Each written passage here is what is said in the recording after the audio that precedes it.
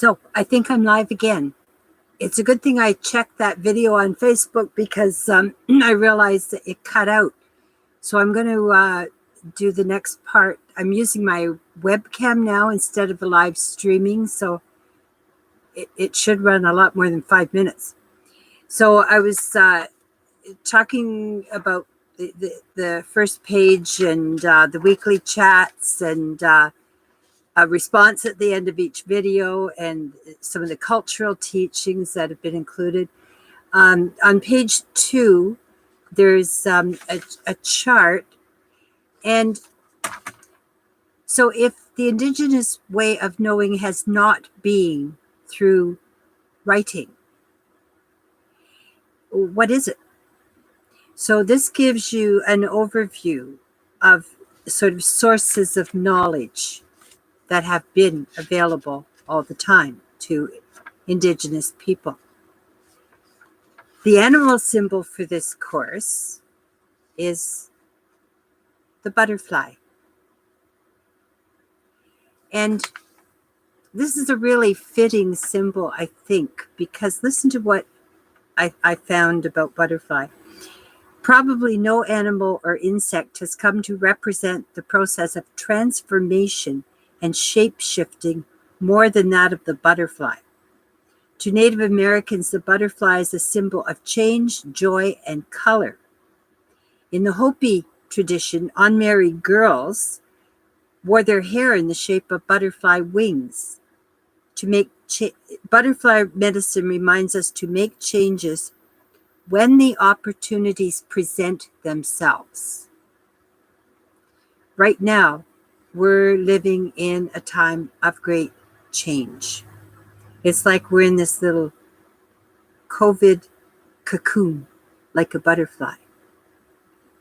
And what is going to emerge from that that's different?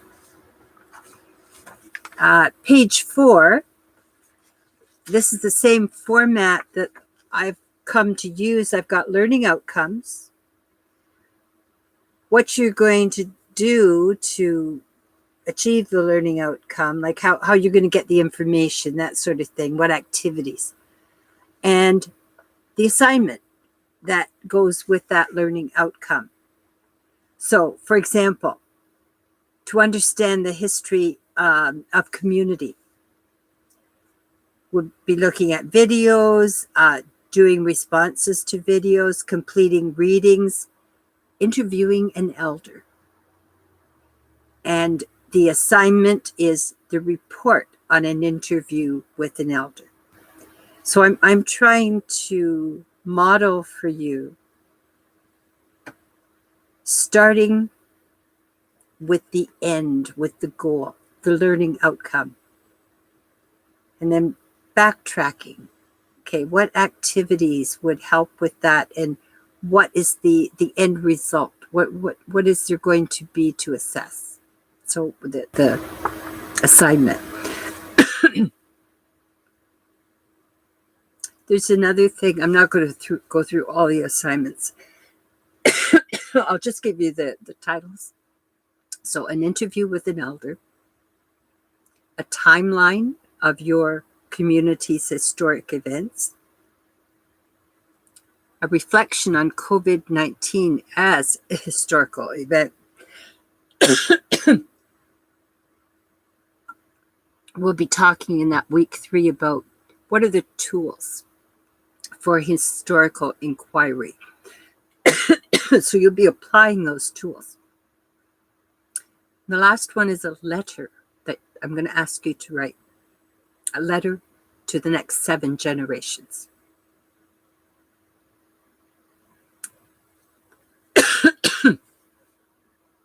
I'll just read over assignment number 1 because I think that might be the one that's easiest to start with, the interview. As you read Moose to Moccasins, you may come across cultural practices new to you. This is because the elder in that book was born in 1908, and she was raised by her great-grandparents in a traditional way. They lived out in the bush, no schools, all of the, seasonal migrations and that sort of thing, the trap line. And it was a very untouched life. So let's estimate that those great grandparents may have been born around 1868. So they were growing up in the 1860s, 1870s. This is what they transmitted to their great granddaughter. So she had this unique, life experience that went way back. It's like a window to Anishinaabe daily life before contact. What memories do the elders in your community carry? Ask an elder if they would consent to be interviewed about their life story. Ask if they would consent to you recording on your cell phone. Now, if you do this, it could be very helpful when you go to write down a summary of what you talked about in the interview. So if they don't mind, that would be good. Depending on the practices in your community, you might want to present an offering of tobacco to the elder when you ask them if they will be interviewed. If it's not done in your community, that's fine too. And you might ask general open-ended questions like, where were you born? How did you grow up? What were the most important events in your life? What learning do you want to pass on to your grandchildren? And then you would write a 2 or 3 page summary of the interview, double space, and just email that to me. You can look over the other assignments, but they all have, I hope, a pretty good and clear explanation. All of the assignments are worth 20%. That adds up to 80. The other 20% is, you might call it participation. I've also put the header engagement with learning. Remember when we talked about when you go to do assessment, how there are 3 areas, ways you can do it. You can gather information by products. That's still pretty easy to do by distance. You can send something written or you can send a photo of something you've made. It's a little harder to do conversations. We do have the chats, and aside from the class chats, I often have individual messaging back and forth with students, so there's some conversation possible. You can see me on the video. You can post videos anytime you want. Observations are a little harder because we're not together. So one way that I feel I can track, I can observe your engagement with the learning, your level of participation and connection. One way for me to do that is at the end of videos or chats, I can ask you for a response. Now, the importance of this became even clearer to me when I put up the first introductory video. It was just to say hello and let you know the course is starting. So Facebook shows me that 22 people saw it. As of yesterday, only 6 responded to the question that I posed at the end of it. So what I will be doing is tracking who responds. That's worth 20% of your mark. I'm trying to honor that, that triangle of gathering information by products and observations and conversations. I'm trying to account for that and credit you with that in the course. So it's very important that every time you watch a video, you answer the question. You respond.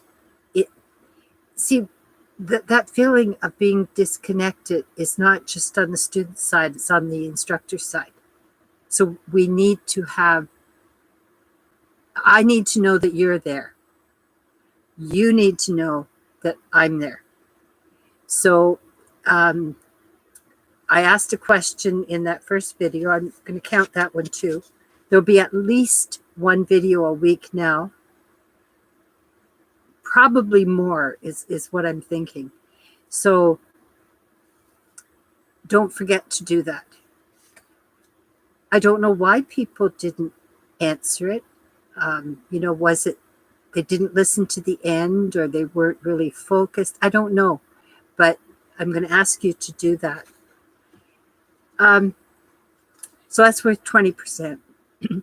You're also going to see on page 7, there's a breakdown of weekly topics, and it's just a chart again. So you've got the topics, and then you've got the resources, the readings. So that book, Moose to Moccasins, goes all through. Start it as soon as you can. And like I said on the other video, I think you're going to enjoy it, because I was finding all kinds of things, hands-on things that I've never come across anywhere else. So it's a special book. There's some websites in there too. I just emailed out to your Oshki email the attachments for all of the first week of readings. And I want to say, you don't necessarily have to read through every word of all of these. I want you to have a sense this week of the ancient history, the ancient oral history. These books were only written down in recent years, like Basil Johnson, who's Ojibwe, writing about the Medewin. That was like 95. The stories of Thomas Fiddler, who the school in Sandy Lake is named after. He's in I don't know what year he passed away, but that's recent history, that he wrote those things down. Lewis Bird, Swampy Cree, shores of James Bay.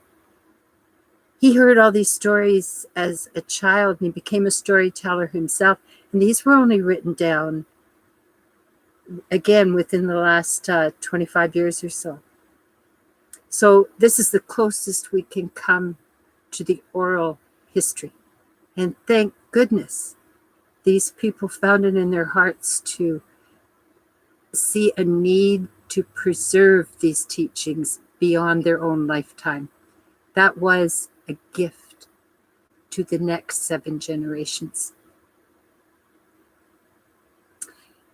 So I won't go through all of the weeks or anything, but get started on the textbook. That is the main thing. I think that's about it for an introduction. I'm sorry that video got clipped. I think because I did it live stream and my internet is acting up, it's a very low signal, and I think it cut it off. So from now on, I'll use the webcam, and you should have a better, more stable picture. Oh, I know. I wanted to say, from the Brock end, what's called a course syllabus includes not just the outline, but sort of Brock policy and that sort of thing. So it's always accessible to you. So I've put on a bit of that at the end. And don't worry about it. The only part, like we have this sounds like heavy-handed and so institutional. The only part I want you to pay attention to is the grading system. It's the first part, Brock Policies, General Grading Standards. So you know what an A means in marks. Okay, so if you get a 75 as your final grade, you can look here and see what letter grade that would equal. I think that's about it. So the other thing is, at the end of this video, I said I was going to do a question each time. The question in that introductory video a few days ago was simply, did you receive the text? So the question for this video, now that you know that all assignments are due at the end of the course, I sure hope some people send them much sooner than that. It's up to you to organize your time and decide what one you want to start on first. And I suggest the interview with an elder. So you're on your own to organize your time. I know it's been really rough trying to get through these courses. I hope that we can sort of breathe a bit easier with this one, because I've tried to make the assignments as close to daily life as possible to make them hands-on while we're thinking about history. So my question for you this week is simple. What assignment are you going to start on this week? Now, I know, we have somebody still in hospital with a new baby. So there are certain circumstances that I've talked with a couple people. But I want you to commit to what you want to start first. And this tells me that you watched the video to the end and you're thinking about it, and that I can get a feel of who's there and who's not there. Boy, if I see somebody, at the end of this video who has not responded at all, I'm probably going to start making phone calls to find out what's happening. So it's a lot of independent responsibility on your part. So I sent you already an email with the attachments for this week, and please just message me if there are any problems. Thank you. Bye-bye.